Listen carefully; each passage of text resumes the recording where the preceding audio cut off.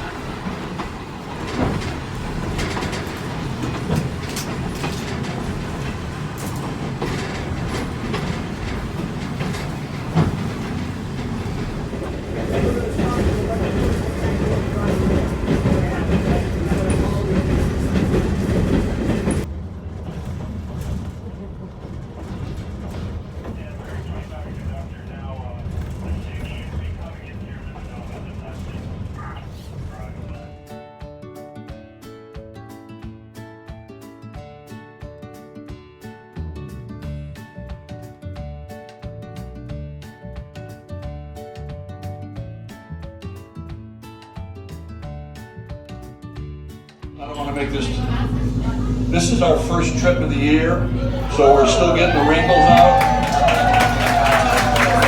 This young lady over here was the first one aboard. Give her a hand.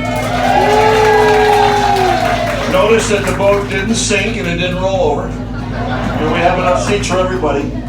I gotta crank this down when I go back above. Anyway, welcome aboard the Becky Thatcher. We are a motor vessel of 3 decks. If you can see me and hear me, you're on deck number 2. This is deck number 2. Deck number 1 is down below. You're free to go back and forth anytime you want. There's seats down there. That's where the snack bar is. We got people down there dying to sell you a sandwich or a hot dog or hamburger, you name it. We have drinks, we have beverages, all sorts of good stuff. The third deck up above is open once we get off the dock. I gotta tell you, it's gonna be a little breezy up there. We're limited to 40 people, no more. If you wanna smoke, that's the only place you can do it. You get caught elsewhere, the crew has got license to get you wet. But I'll tell you something else, if you're up on top and it's too breezy, if you got something up here that's not tied down or homegrown, I'm just telling you, I don't go back for hats and I don't go back for spouses. So it could get breezy up there. Life jackets. Coast Guard says I've got to talk to you about life jackets. These boxes that you see in the back that people are sitting on, box up here, seat over here, same thing up above and also down on the first deck. We got lots of life jackets. We have 2 sizes. If you're smaller than what, 75 pounds, you're a child. And so leave those for the little people, but all the rest of them are adults. But with 2 sizes, child and adult. What else am I thinking about? I think that's it. Restrooms down below, ladies' room on that side, men's room on that side. And we don't charge for those. Those are free. So I'm glad you had a good time on the train. Welcome aboard the ship.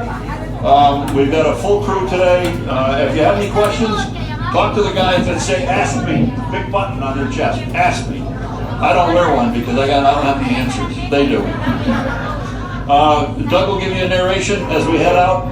We're going to pull off the dock, turn around, and go around this island, and then we head up the river. We'll see how far we can get before the wind blows us back. So enjoy yourself and have a good time. Voyage of the year on the Becky Thatcher.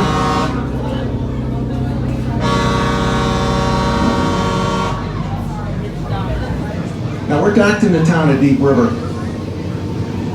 And until 1947, it was actually considered a colony of Old Saybrook. And then in 1947, it became its own town, along with several others. Now in the 1700s until about the middle of the 1800s, this site was a shipyard. And they built a lot of sloops and schooners, and a lot of these were involved in the ivory trade.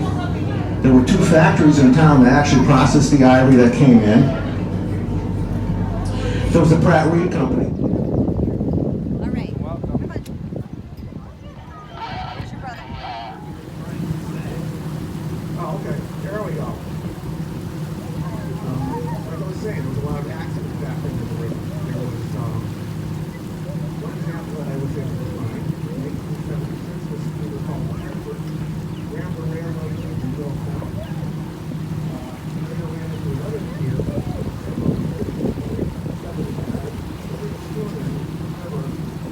Something over 7,000 bricks in the water. And they're less than stellar. I'm sure the captain's days were pretty much over now. So finally, we made it to 1931, the last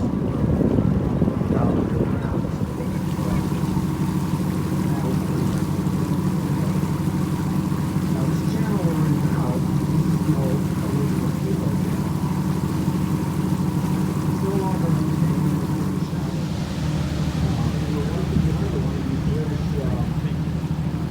And we can drill a hole in the hull. To the left of it, next to the ferry there, you'll see these 2 beautiful homes. One on the left, that was the original ferry toll house, and at one time it was the Madeline Post Office. And they were both built sometime in the 18th century by a local shipbuilder. Now they were rented by these two sisters named Alice.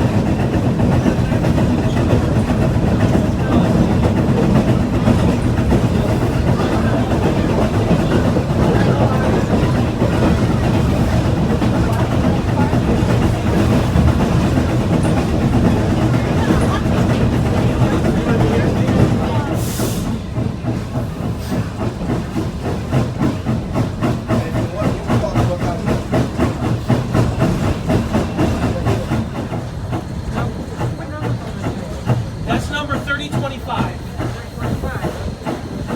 We have 3 steam engines, and that's one of our 3 steam engines pulling our train. I'm sorry? Sir Copperhead is not here. He had to move on. Thomas is at our station. He's waiting for us to start going a little bit. Put a little bit of effort and force into it. You'll hear it start chugging to try to get the train moving before we hit that hill.